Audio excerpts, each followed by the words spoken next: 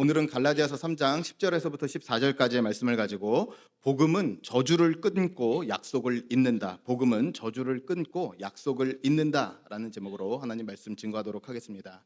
우리 성도님도 혹시 그런 생각 하신 적 있으십니까? 왜 나는 자꾸만 같은 문제, 같은 유혹에 넘어지게 될까? 또 그리고 결심하고 결단했는데 왜 다시 원래 자리로 그렇게 되돌아갈 수밖에 없을까? 침묵을 짊어진 사람들이라는 책을 보면요, 이 책에서 저자가 이렇게 이야기합니다. 우리는 부모의 말보다 그들이 말하지 않았던 고통과 상처를 더 정확히 물려받는다. 무슨 이야기냐면요, 집안에 있었어요. 그런데 아버지가 야! 소리치고 아주 너무 무서운 분이에요. 그걸 보면서 아이가 다짐합니다. 나는 저렇게 되지 말아야지. 컸어요. 그리고 결혼했습니다. 그런데 깜짝 놀랍니다. 어떤 모습이요? 자기가 똑같이 소리치고 있는 모습이에요. 그래서 꼭 이 사실을 기억해야 됩니다. 우리에게 전달되는 것, 또한 우리에게 환경이나 재능만 유전되는 것이 아니라 우리에게 똑같이 전달되는 것이 있습니다. 상처와 아픔과 부정적인 감정까지도 세대와 세대를 넘어서 지속적으로 반복되게 된다는 사실입니다. 이게 바로 감정의 유산이에요. 내게 있었던, 그래서 다들 그런 경험 있으실 겁니다. 왜 우리 집안에는, 왜 우리 가문에는 이런 것들 하나씩 다 있으시지 않습니까? 바로 감정의 유산이라는 것이죠. 그런데 오늘 우리가 같이 읽었던 이 말씀을 보면 이것보다도 훨씬 이전에 성경은 이렇게 이야기하고 있습니다. 오늘 말씀 10절 말씀을 보니까 무릇 율법 행위에 속한 자들은 어디 아래에 있다고요? 저주 아래에 있나니. 여기서 말하고 있는 저주는요, 막 나쁜 일이 생기고 막 주술적으로 예상치 않은 일이 생기는 그런 게 아닙니다. 여기서 저주 아래에 있다라는 말은 무엇이냐면 바로 하나님과 관계 맺고 하나님 앞에서 살아가는 것이 아니라 하나님께서 하나님 없는 삶으로 내버려 두신 것, 그것이 삶에서 가장 큰 저주예요. 하나님 없이 내 마음과 내 뜻대로 살도록 내버려 둔 것, 그게 저주라는 것입니다. 그런데 그러한 삶 가운데서 하나님 없는 삶이니까 어떻습니까? 내가 다 이룰 수 있는 것 같아요. 내가 다 가능한 것 같아요. 그랬다가 해서 안 되는 일들, 그랬다가 다른 방법으로 이루었던 실수와 실패가 우리 삶 가운데서도 여전히 저주와 같이 머물러 있다는 것입니다. 그래서 성경에서 말할 때 저주라는 말을 쓸 때는 우리가 하나님 앞에 죄를 지어서 반드시 죽을 수밖에 없는 죽음의 문제를 또한 뜻하기도 하지만, 동시에 실제적인 우리 삶 가운데서 저주라는 말은 내 삶 가운데 반복되고 있고, 또한 내게도 여전히 전달된 지속적인 약함과 실패와 상처들, 그것까지도 우리 삶 가운데 저주일 수 있다는 것입니다. 그런데 놀라운 것은 오늘 말씀은 우리에게 무엇이라고 이야기하냐면 이러한 저주를 끊으신 분이 있대요. 누구냐면 바로 예수 그리스도입니다. 오늘 말씀을 읽어보면 예수님께서 그 저주를 담당하셨고 모든 저주의 사슬을, 모든 고리를 끊으셨다고 선언하고 있습니다. 그래서 예레미야서 31장 29절 말씀을 보면 놀라운 약속을, 이 사실을 믿는 오고 가는 세대들에게 놀라운 약속을 주십니다. 예레미야서 31장 29절 말씀인데요, 같이 한번 읽어보겠습니다. 시작. 그때 그들이 말하기를 다시는 아버지가 신 포도를 먹었으므로 아들들의 이가 시다하지 아니하겠고. 무슨 이야기입니까? 그 이전까지는요, 아버지가 신 포도를 먹어서 아들이 시대요. 무슨 얘기예요? 아버지의 약함과 아버지의 실수와 아버지의 죄악이 누구에게? 아들 다음 세대까지 그대로 전달되는 거예요. 그대로 가문과 세대 가운데 여전히 이어지고 있는 죄의 영향력이 있는 겁니다. 그런데 말씀은 뭐라고 얘기해요? 그때, 언제예요? 예수 그리스도를 믿을 때, 예수 그리스도가 그 죄의 사슬을 끊는 것을 믿을 때, 그 아버지가 포도를 먹어서 입이 쉬어서 자녀들에게 내 약함, 내 실수가 전달되는 것이 아니라 그 죄의 사슬을 끊어 주시겠다는 것입니다. 그래서 오늘 예배 가운데 참석한 모든 성도님들 간절히 소망합니다. 오늘 그냥 예배 왔다가 그냥 돌아가시고 또한 삶의 자리에 가서 반복된 삶의 문제들을 또 마주하는 것이 아니라 다시 한번 우리 삶 가운데 여전히 반복적으로 찾아오는 죄의 문제를 끊어내시는 그 예수 그리스도의 능력으로 살아갈 수 있는 은혜가 있기를 간절히 바랍니다. 그러면 그걸 위해서 우리가 꼭 기억해야 되는 몇 가지 원리가 있는데요. 먼저 말씀은 첫 번째 이 사실을 얘기합니다. 복음이라는 건 무엇이냐면 복음은 바로 나를 위한 하나님의 완전함이라는 것이에요. 복음이라는 게 뭐냐? 부족한 나를 위한 하나님의 완전함, 그것이 바로 복음이라는 겁니다. 오늘 말씀 10절 말씀을 좀 다 같이 한번 읽어봤으면 좋겠는데요. 본문 10절 말씀입니다. 본문 10절이에요. 시작. 무릇 율법 행위에 속한 자들은 저주 아래에 있나니 기록된 바 누구든지 율법 책에 기록된 대로 모든 일을 항상 행하지 아니하는 자는 저주 아래에 있는 자라 하였음이라. 하나님께서 이스라엘 백성들에게 율법을 주셨어요. 율법이라는 것은 지켜야 되는 계명입니다. 그런데 그 계명은 사실 단순한 딱딱한 계명이라기보다는 하나님의 성품, 하나님이 어떤 분이시고 하나님의 기준이 무엇인지를 알려주는 것이 율법입니다. 그래서 유대인들은 해라, 무엇인가를 해야 된다는 계명을 248개, 그리고 또한 하지 마라라는 명령을 365개, 그래서 총 합쳐서 율법을 613개의 계명으로 만들었어요. 그런데 중요한 것은 무엇이냐면 이 613개의 계명을 매일 한결같이 단 하루도 빼놓지 말고 다 이루어야 돼요.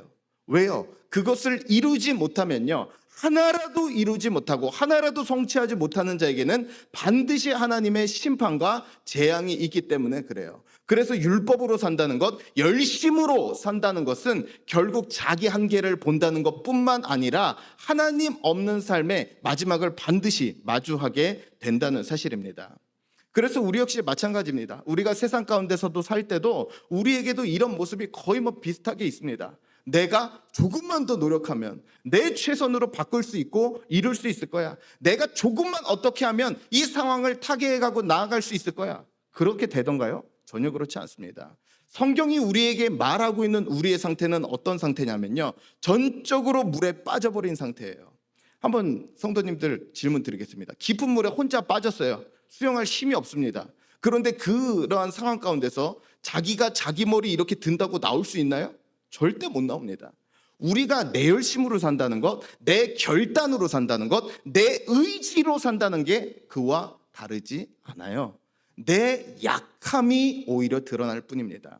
그래서 잊지 마십시오. 우리 삶 가운데서 이 복음이라는 것, 주님께서 우리에게 주신 복음은 오히려 나의 강함, 네가 조금만 더 하면 되고 너에게 가능성이 있다, 네가 긍정적인 생각을 가지고 좀만 더 하면 된다, 이게 복음이 아니에요. 복음은 우리에게 선언합니다. 넌 가망이 없다. 넌 할 수 없다. 대신 예수 그리스도만이 소망이다. 예수 그리스도만이 하실 수 있다. 이 사실을 붙잡아라. 이게 바로 복음의 메시지라는 것이에요. 그래서 복음 앞에 설 때 우리의 모든 한계가 다 드러납니다. 내 노력의 연약함, 내 결단의 덧없음, 내 계획의 부족함이 다 드러나게 돼요. 그래서 나의 한계를 반드시 복음 가운데서 보게 되는 것입니다. 그런데 오히려 복음은 선언해요. 너의 끝에서, 너의 마지막에서 하나님께서 일하실 거라고요. 그래서 제가 미국에서 이제 공부할 때 좀 그런 일이 있었습니다. 저랑 굉장히 제일 친했던 미국인 친구가, 이제 케이스라는 친구가 한 명이 있었어요. 정말 친했는데요. 이렇게 잡채 만들어다 주고 불고기 많이 갖다 주고 그래서 이제 굉장히 친해졌습니다. 그런데 이제 이 친구가 저에게 하루는 밤에 전화가 왔어요. 그러면서 뭐라 그랬냐면, 제 영어 이름이 이제 사무엘인데 좀 길어가지고 샘 이렇게 줄여서 불렀는데, 샘, 너 내일 아침에 무조건 시간 비워놓으래요. 그래서 왜? 그러니까 아침 먹재요. 야, 뭔 아침이야, 지금 학교 지금 해야 될 게 많은데 무조건 시간 비워놓으래요. 그러면서 하는 얘기가 뭐냐면, 이제 그때 학교에서 이제 굉장히 큰 컨퍼런스를 열었는데, 그때 이제 강사로 초빙한 분이 누구였냐면 이 브라이언 채플이라는 미국에서 제일 유명한 설교자가 있습니다. 그분을 학교에서 정말 어렵게 초대를 했는데, 이 제일 친한 친구가 이제 그 강사님 운전을 하게 된 거예요. 그러니까 제가 이제 또 막 설교학 관심도 많고 하니까, 야, 그 교수님하고 우리 셋이서 밥 먹게 내일 아침에 시간 좀 내. 그래가지고요, 제가 막 발에 그 불똥이 막 떨어져가지고 그 밤에 이 종이 앞뒤로 두 장에 빼곡히 질문을 적었어요. 어떻게 말씀을 전해야 됩니까? 어떻게 그렇게 은혜로운 설교를 할 수 있습니까? 제발 좀 알려주십시오. 그래서 그거를 또 막 어떻게 해야 될지 막 세련되게 한다고 딸딸딸딸 밤새 다 외웠어요. 그리고 이제 아침이 돼서 같이 밥을 먹는데요.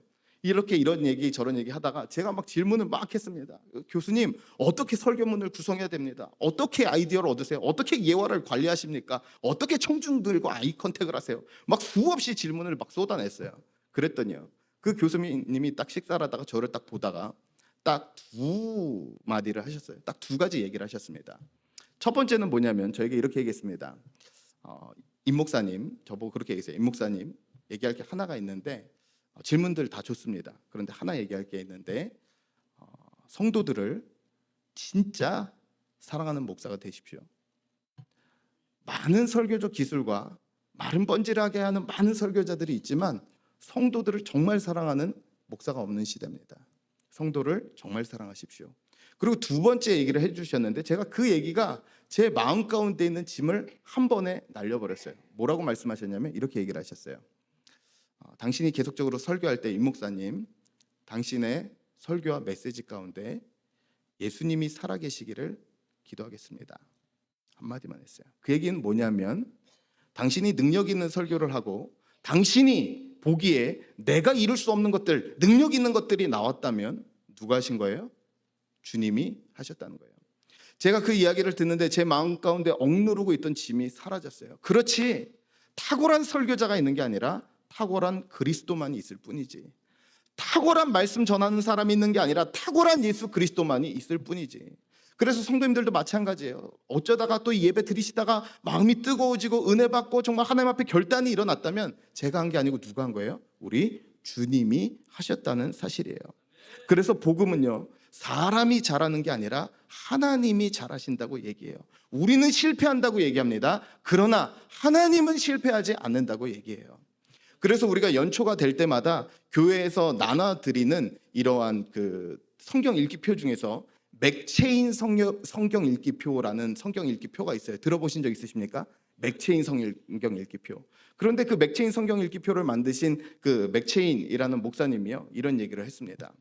살면서 한번 잘 들어보세요. 살면서 나를 한 번 볼 때 예수를 10번 봐라. 살면서 나를 한 번 볼 때 예수를 10번 봐라. 왜요? 나 한 번 보면요, 계속 절망합니다. 계속 무너집니다. 나에게서 덧없음, 결정했던 거, 했던 거 이루어지고 제대로 된 게 없어요. 나만 보면 계속 낙심합니다. 그런데 누구만 보면 소망이 생겨요? 주님만 보면 소망이 생겨요. 주님은 실수하지 않으세요. 나처럼 약하지 않으세요. 나처럼 결단한 다음에 무너지지 않으세요. 그래서 복음은 무엇이라고 얘기하냐면 복음은 내 약함이 있으나 주님은 약하지 않다고 선언하고 있는 것입니다. 그래서 우리가 일어날 수 있는 유일한 길은 뭐예요? 자꾸만 내 자신 보면 낙심됩니다. 초람 빠져요. 그러나 그 가운데서 다시 우리의 시선을 주님께 둘 때 완전하신 주님, 이루신 주님, 유일한 주님, 능력 있으신 주님이 우리의 삶을 절망과 낙심 가운데서 일으키시는 능력이 되는 줄로 믿습니다. 그래서 오늘 성도님들 예배 가운데 오신 다음에요, 뭐 우리 교회에서 뭐 볼 거 없어요, 뭐 메뉴 좋았나, 뭐 목사님 막 표정이 없던가, 다 중요치 않아요. 누구만 봐야 돼요? 주님만 봐야 돼요. 한 주 동안 내 자신 보다가, 우리 가정 보다가, 남편 보다가, 자녀 보다가 무너진 그 마음이 주님 보는 가운데서 다시 새 소망을 덧입는 은혜가 있기를 간절히 소망합니다. 다음으로 말씀은 우리에게 이렇게 얘기합니다. 복음이라는 것은요, 바로 우리로 하여금 십자가로 말미암아 저주를 끊어내게 한다는 거예요. 한번 같이 고백할까요? 복음은 십자가로 저주를 끊어낸다. 저주를 끊어내요. 십자가는요, 저주를 끊는 능력이 있습니다. 오늘 말씀 13절 말씀인데 같이 한번 읽어보도록 하겠습니다. 본문 13절 말씀입니다. 같이 봅니다. 시작. 그리스도께서 저주를 받은 바 되사 율법의 저주에서 우리를 속량하셨으니 기록된 바 나무에 달린 자마다 저주 아래에 있는 자라 하였음이라. 자, 오늘 말씀을 보니까 예수님께서 우리를 위하여 저주를 받으셨다 이렇게 얘기를 하고 있어요. 여기서 저주라는 것은 아까 말씀드린 대로 막 주술적인 어떤 나쁜 일들이 생기는 것이 아니라 하나님을 떠나서 살았던 그 일의 결과가 임하는 것, 하나님이 내버려 뒀는데 그 상태로 이룬 것, 그게 저주예요. 그렇기 때문에 우리 삶 가운데서 전혀 하나님 안 믿어요? 하나님 떠났어요. 근데 돈 잘 벌어요. 성공했어요. 그게 저주예요. 하나님 놓쳤는데 다른 거 다 잡았어요. 더 높은 데 올랐어요. 그게 저주일 수 있다는 것입니다. 그런데 실제적으로 우리 삶 가운데서도 마찬가지인데요. 우리 삶 가운데서 주님께서 끊어 주셔야 되는 삶의 저주들이 실제적으로 있습니다. 무엇이냐면 바로 먼저는 삶의 정죄감이에요. 정죄감. 우리 삶 가운데서 이 율법적인 삶, 자기를 의지하는 삶의 특징은 뭐냐면 내가 할 수 있다는 거예요. 내가 가능하다는 거예요. 내가 마음 먹기만 하면 다 할 수 있다는 거예요. 그런데 그렇게 되지 않을 때 찾아오는 마음이 무엇입니까? 바로 자기 정죄감이에요. 내가 또 망쳤네. 내가 그렇지. 난 안 되나 봐. 내가 뭘 하겠어. 끊임없이 자기 정죄감 가운데 살아가게 된다는 사실이에요.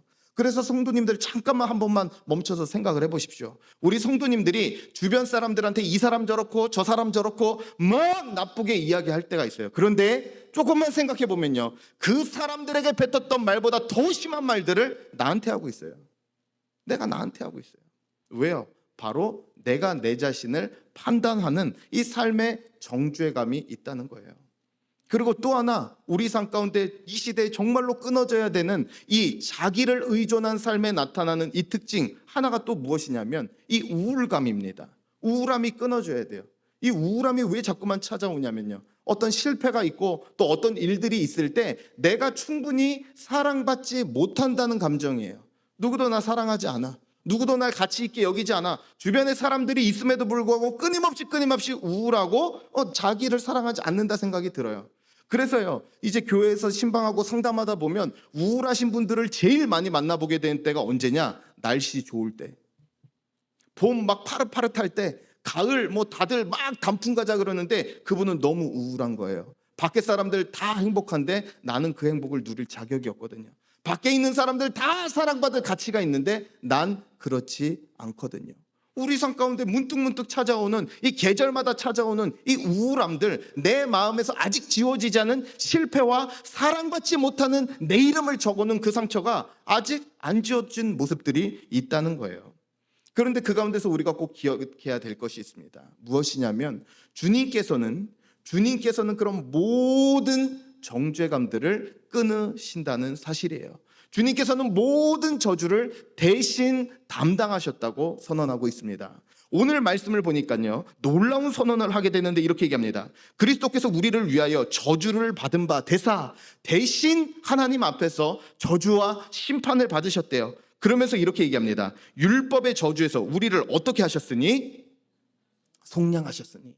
펜이 있으면요, 거기 동그라미를 치세요. 너무 중요한 단어입니다. 속량하셨대요. 속량했다는 것은 무엇이냐면 값으로 사서 이제 풀어놓게 되었다는 거예요. 우리 옛날에 양반들 혹은 이제 예전에 자유롭게 살던 사람들을 양인이라 그랬잖아요. 값으로 사서 양인이 되게 됐다. 이제는 자유가 있다. 죄에 묶여 있지 않다. 이제는 노예가 아니다. 라는 뜻이 바로 뭐예요? 속량했다는 뜻이에요.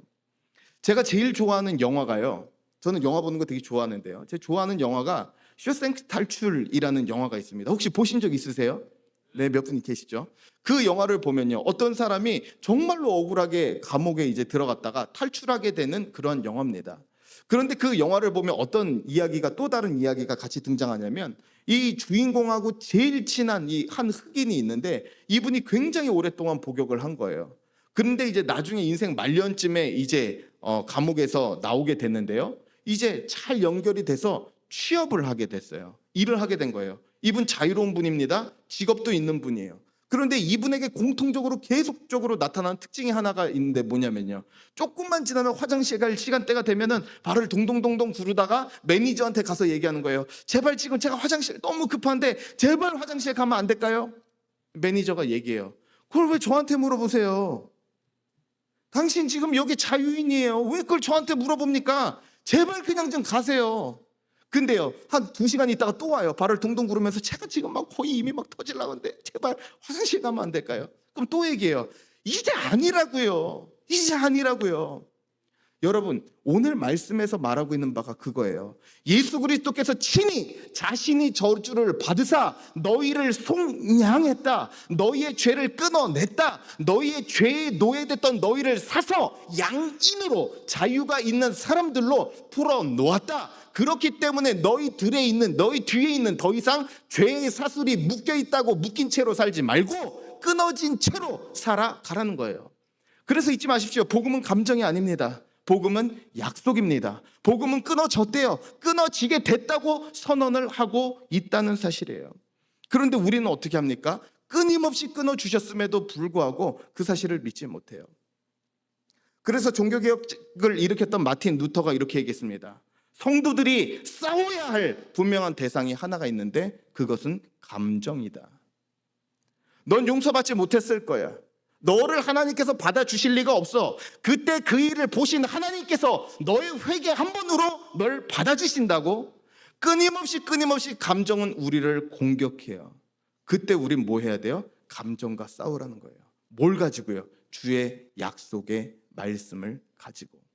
오늘 말씀은 선언합니다. 주께서, 예수 그리스도께서 십자가에서 대신 죽으심으로 우리의 죄의 모든 것을 담당하셨고 너희는 이제 드디어 자유케 속량되었다 이야기를 하고 있다는 사실입니다. 우리 성도님들 오늘 예배 가운데 나오셨을 때 한 가지 이 은혜를 구합니다. 내 삶에 묶여있고 또 하나님 앞에서 자꾸만 반복적으로 무너지는 죄들 하나님 앞에 오늘 뜨겁게 구하십시오. 하나님 끊어주시기를 원합니다. 단절되기를 원합니다. 그리고 간절히 구한 이후에는 끊어진 걸 믿고 믿음으로 결단하며 살아갈 수 있기를 바랍니다. 감정과 싸워야 돼요. 용서 못 받은 것 똑같이 반복될 거라는 두려움 끊어낼 수 있기를 간절히 소망합니다. 마지막으로 말씀은 우리에게 이렇게 도전합니다. 바로 복음은 하나님의 약속을 내 삶 가운데 다시 흐르게 한다는 거예요. 이거 너무 중요하니까 같이 고백할까요? 시작. 복음은 하나님의 약속을 내 삶에 흐르게 해요.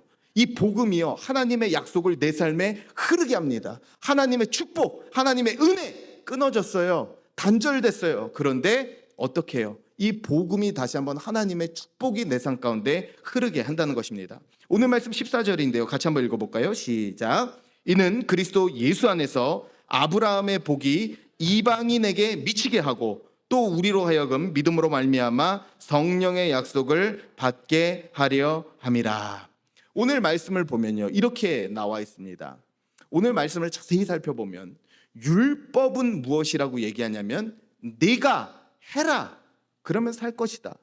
그런데 믿음은 무엇을 얘기하냐면 믿으라 그러면 내가 살리라 라고 얘기하고 있어요. 그러면서 우리가 붙잡아야 될 그 믿음의 대상이 무엇인지를 이야기하고 있는데요. 바로 우리가 꼭 기억해야 됩니다. 아브라함의 복과 바로 성령의 약속이에요. 한번 같이 따라할까요? 아브라함의 복, 성령의 약속.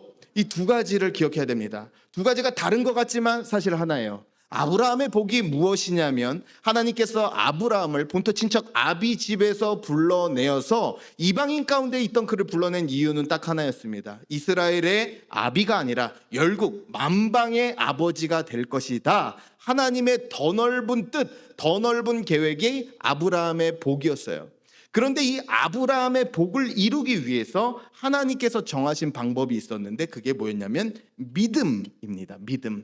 그래서 성령의 약속이라는 것은 무엇이냐면 성령께서 내게 찾아오셔서 내가 예수 그리스도를 내 삶의 주인이요 전부로 믿기로 결단할 때 성령께서 내 안에 찾아오셔서 내 삶에 거주하시면서 예수를 믿게 만드는 거예요. 그렇기 때문에 정리하면 아브라함의 복, 성령의 약속 둘이 같은 거예요. 뭐냐? 예수 그리스도를 믿고 하나님의 자녀로 살 수 있게 하는 축복. 그것이 바로 오늘 우리가 다시 한번 붙잡아야 될, 우리가 다시 한번 우리에게 주어진 것으로 깨달아야 될 믿음의 축복이라는 사실입니다. 그래서 내가 하나님의 자녀가 됐다는 것, 내가 하나님의 자녀라는 사실을 다시 붙잡아야 돼요. 그런데 놀라운 것은 무엇이냐면 이 하나님의 자녀됨을, 내가 하나님을 믿고 하나님께서 예수 그리스도를 내 모든 죄를 대속하시는, 나 대신 죄의 저주를 받으신 분으로 인정하고 고백할 때 내가 하나님의 자녀가 되는데, 그때 누리게 되는 두 가지 은혜가 있어요. 먼저 첫 번째는 뭐냐면 바로 함께 하심의 축복이에요. 한번 고백할까요? 함께 하심의 축복. 어딜 가든지 무엇하든지 떠나지 않고 끝까지 함께 하신다는 거예요. 이사야서 43장 2절 말씀인데요, 너무 중요한 말씀입니다. 같이 한번 읽어볼까요? 이사야서 43장 2절이에요. 시작. 내가 물 가운데로 지날 때에 내가 너와 함께 할 것이라. 강을 건널 때에 물이 너를 침몰하지 못할 것이며, 내가 불 가운데로 지날 때에도 타지 아니할 것이며, 불꽃이 너를. 주님께서 어떻게 하신대요? 내가 너와 함께 한다. 그런데 중요한 건요, 이 앞에 조건이 없어요. 네가 믿음이 더 좋으면, 네가 더 봉사하면, 네가 더 나은 사람이 되면, 네가 더 죄를 안 지으면 함께 할게, 이렇게 말씀하지 않으셨어요. 뭐라고 얘기하세요? 내가 너와 함께 할 것이다. 무조건적인 약속입니다. 그래서 이 사실을 기억하십시오. 우리가 하나님의 자녀가 될 때, 예수 그리스도를 믿어 하나님을 나의 아버지로 우리가 고백하게 될 때, 하나님께서 우리와 늘 함께 하시는 줄로 믿습니다. 어떤 상황 가운데, 어떤 처지 가운데, 물과 불이 나를 침몰하는 것 같은 상황 가운데서도 함께 하시는 하나님으로 말미암아서 우리는 보호하심의 축복을 누리게 되는 줄로 믿습니다. 그리고 또 하나 더 중요한 사실, 오늘 말씀의 결론입니다. 우리가 하나님의 자녀가 될 때에 하나님께서 우리에게 회복시켜 주시는 한 가지, 다시 꿈꾸게 하세요. 같이 고백할까요? 다시 꿈꾸게 하신다. 다시 꿈꿀 수 있는 은혜를 주세요. 성경 말씀 중에서 가장 어두운 시대를 하나 뽑으라고 한다면 바로 이스라엘 백성들이 포로로 끌려갈 때입니다. 자신들이 하나님의 백성이라고 철석같이 믿었는데 이제 바벨론의 포로로 끌려갔어요. 남아있던 것들은 다 잿덩이고 남아있는 게 하나도 없어요. 여기에 소망이 있나요? 자신들의 처지를 보고 여기를 봐도 더 이상 이 나라의 미래는 없어요. 그런데 놀라운 것은 아무것도 남지 않은 것 가운데서 하나님께서 놀라운 약속을 주시는데, 이것 때문에 이스라엘 백성들이 살아요. 이 약속 때문에 회복이 돼요. 바로 제가 이 교회에 부임하면서 우리 교회 슬로건으로 붙잡았던 말씀입니다. 예레미야서 29장 11절 말씀이에요. 같이 한번 보겠습니다. 예레미야 29장 11절 말씀입니다. 한번 큰 소리로 읽겠습니다. 시작. 여호와의 말씀이니라. 너희를 향한 나의 생각을 내가 아나니 평안이요 재앙이 아니니라. 너희에게 미래와 희망을 믿으십니까? 무엇을 주신대요? 너희에게 미래와 희망을 준다. 자신들을 향한 하나님의 뜻이 재앙이라고 생각했어요. 하나님 왜 이런 고난 당합니까? 왜 바벨론으로 끌려갔습니까? 우리는 일어날 힘이 없습니다. 그럴 때 하나님께서 이 말씀 주시면서 다시 꿈꿀 수 있는 힘을 주세요. 끝난 거 아니다. 나는 너희에게 미래를 줄 것이고 희망을 줄 것이다. 아직도 과거를 살고 있니? 아니야. 내가 준비한 미래가 있어. 절망 가운데 살고 있니? 아니야. 내가 준비한 소망이 있어. 붙잡고 일어나라. 하나님의 자녀된 모든 성도들이 누려야 되는 특징이 있다면 우리 삶 가운데 꿈꿀 수 없어요. 남편 보고, 애들 보고, 주변 보면 그냥 억장만 무너져요. 그런데 왜 거기서 다시 소망을 노래하고 그 가운데서도 여전히 왜 하나님 일하심을 붙들 수 있어요? 우리 하나님은 미래와 희망을 주시는 주님이기 때문에 그래요. 여러분, 그래서 잊지 마십시오. 믿는다는 건요, 추상적인 개념이 아니에요. 교회 와가지고 마음 따뜻해졌다, 오늘 목사님이 좋은 소리 했네, 이거 믿음 아닙니다. 믿음은 뭐냐면요, 약속 위에다가 내 전 삶을 올려놓는 거예요. 이 삶을 올려놓는 거예요. 교회 오래 다니셨다고요? 신앙 연수 많으시다고요? 그거 아닙니다. 이 말씀을 받아들여서 주님께서 오늘 내게 미래와 희망을 주신다 말씀하실 때, 그렇습니다, 거기에 내 소망이 있습니다. 넘어지더라도, 앞이 보이지 않더라도 이 말씀 위에 내 삶을 올려놓겠습니다.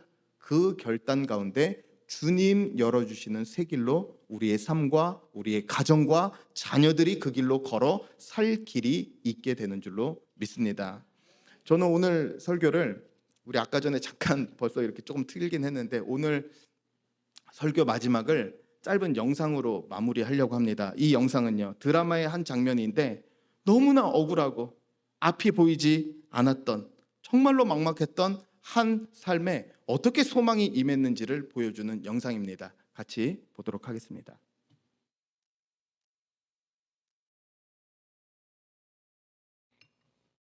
여기 계시다간 다치십니다. 전 괜찮으니 어서 가시지요. 나도 괜찮다. 내게 맞잡은 거라.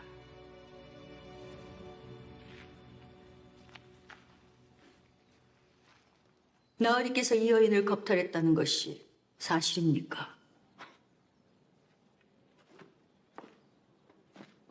겁탈이라니요. 색을 밝히는 저 천한 것이 팔자 한번 고치려고 내게 꼬리를 친 것이요. 몸을 막 굴리는 계집이니 저 뱃속의 아이도 내가 아닐지도 모르지.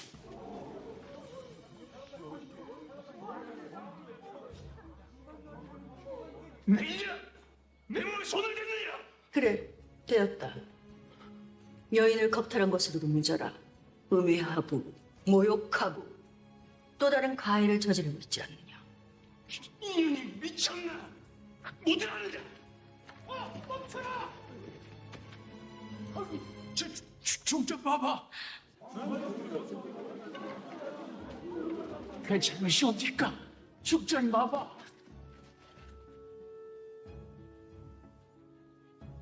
어찌할까요? 내 주상단에게 주청을 올려 제대로 한번 시시비비를 가려볼까요? 비통하지 않았습니다. 용서하십시오, 중전. 되었습니다. 용서를 빌 대상이 내가 아니지요. 내가 잘못했다, 어리야. 내가 너를 겁탈한 것도 모자라 모든 책임을 뒤집어 씌웠느니라. 모두 용서해다오. 중전마마, 충분히 위로가 되었으니 이제 그만하시길 간청드리옵니다. 마마께서 떠나시면 이녀의 삶은 더 가혹해질지도 모르옵니다. 내 이미 너의 인생에 끼어들었다.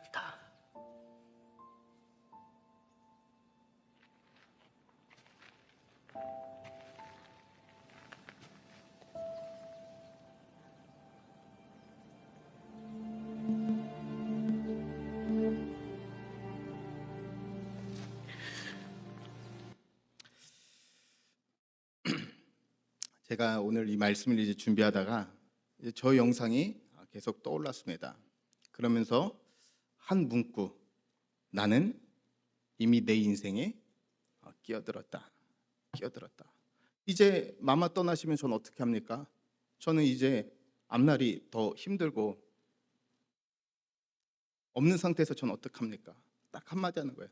이미 내 삶에 끼어들었다.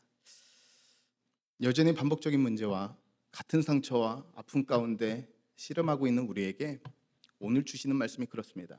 나는 이미 내 삶에, 내 가정에, 내 인생에 끼어들었다.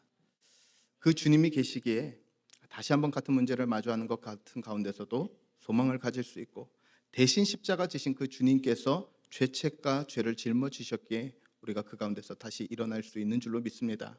이번 한 주를 살아갈 때도 예상치 않은 일들과 어려움이 있을 때도 이 한 가지 울림이 우리 성도님들의 삶 가운데 들려질 수 있기를 바랍니다. 그 자리, 그 고통, 그 눈물, 오늘 모든 저주를 껴안으신 주님께서 그 자리 가운데서도 끼어들어 함께 계실 줄로 믿습니다.